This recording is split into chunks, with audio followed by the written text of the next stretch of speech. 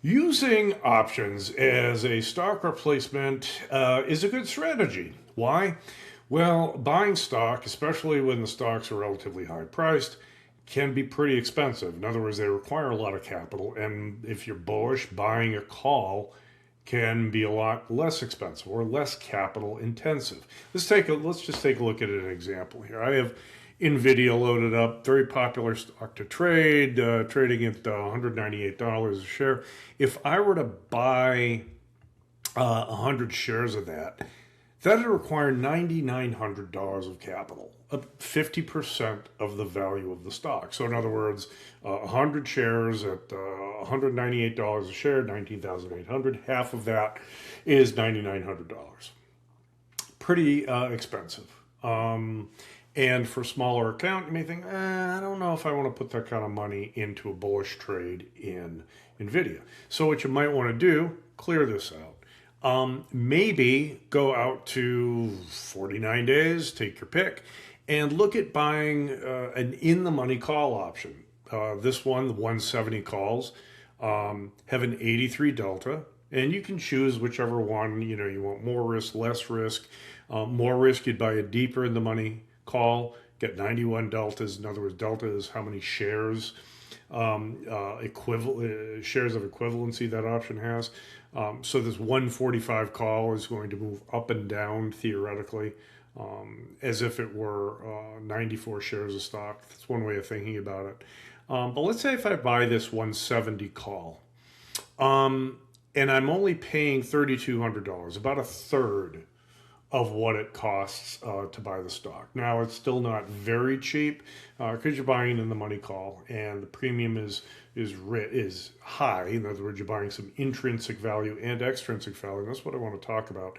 But the strategy would be then is, okay, maybe I'll sell a call against my long call. So I'm long this September 170 call. Maybe I'll go out to 7 days, even 1 week, and see what I get for selling an out of the money call in 7 days. So this one, maybe I'll sell the 205 call. So notice now if I have 82 deltas, watch this number here, 82 deltas. If I sell this 205 call against it, I'm reducing the cost of the trade a little bit. Let me take this out. Let me delete this leg, remove leg. I want you to look at this too. Negative 9.8 theta when I just buy that call, when I buy that September call. 82 deltas minus 9.8 theta, okay?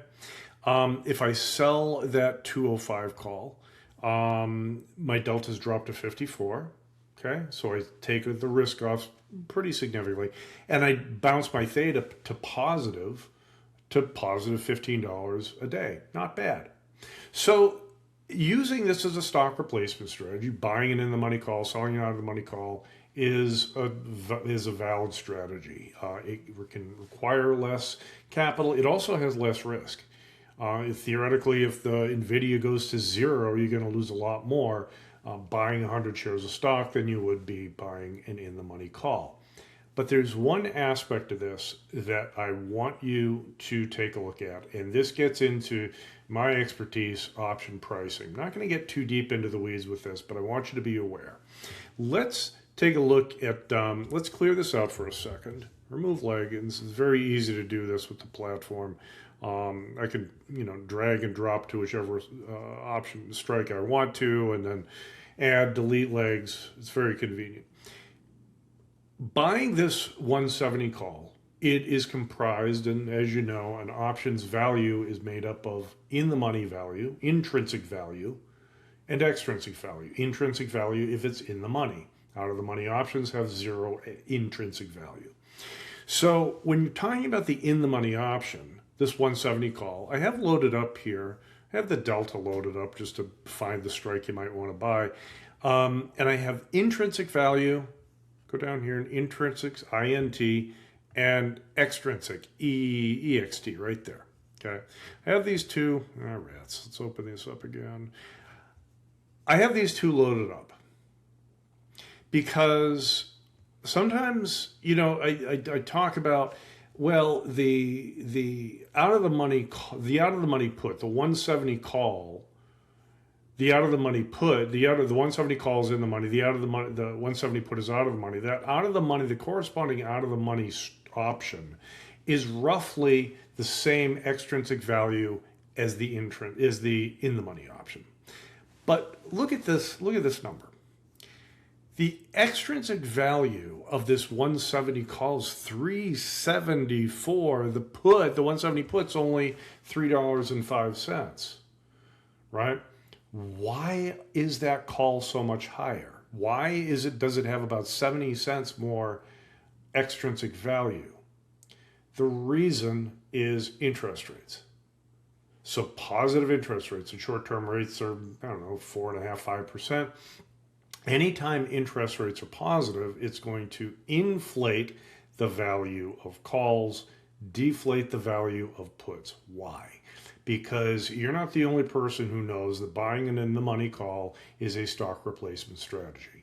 If I buy stock and I put out, $19,000 of cash, not buying power requirement, but cash, I'm spending $19,000 to buy 100 shares of the stock, then I'm either borrowing money to buy the stock, to finance it, to come up with that $19,000, or I'm losing interest that I'm earning on that $19,000.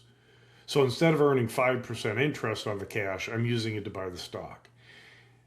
There's no free lunch in option trading. And so that call compensates for the fact that you're losing money on that interest, or you're paying interest on that. They inflate the value of that in the money call, or specifically the extrinsic value of the call. If interest rates were zero and there were no dividend, the extrinsic value of this 170 call would be the same as the extrinsic value of the 170 put if interest rates were zero, theoretically. Okay, but because of positive interest rates, the extrinsic value is higher. So if you're buying this call, this 170 call, how much extra premium are you paying? How much extrinsic value are you paying? Are you paying $3 or are you paying $3.78? Well, let's think about it for a second. And you're selling this call with 7 days, and you're collecting $1.80 for it, and you say, okay, gee, if that expires worthless, or even if I buy it back before it expires and I sell another 7-day option, pretty soon I might be generating enough credit from those short options to erase this extrinsic value. Then I'm just left with the intrinsic value, paying the intrinsic value of the 170 call. Okay, so in other words, if the stock just sits here at 198.41 at expiration in 49 days, it just sits here. Let's just say it's right here. That 170 call is going to be worth $28.43. Okay, so if I want to offset this extrinsic value that I'm paying for, that I'm buying, I can sell that front month, that closer to fewer days to expiration, out of the money call against it, just like selling a call against long stock. But how much extrinsic value do I have to cover? $3 or $3.83? $3.83. Why? Because if this option is worth $28.34 at expiration, and I pay, $32.25 for it, I'm going to lose that $3.94. I need to come up with that somehow. So this extrinsic value, this $3 all is all volatility. This one is volatility plus interest. Okay. And whether you like it or not, you're going to have to pay for that interest. So the number of times you need to sell a front month call to offset the extrinsic of the 170 call, use the extrinsic value, use this number right here in this column to judge how many times you have to do that, or how much premium you have to generate selling front month options against it.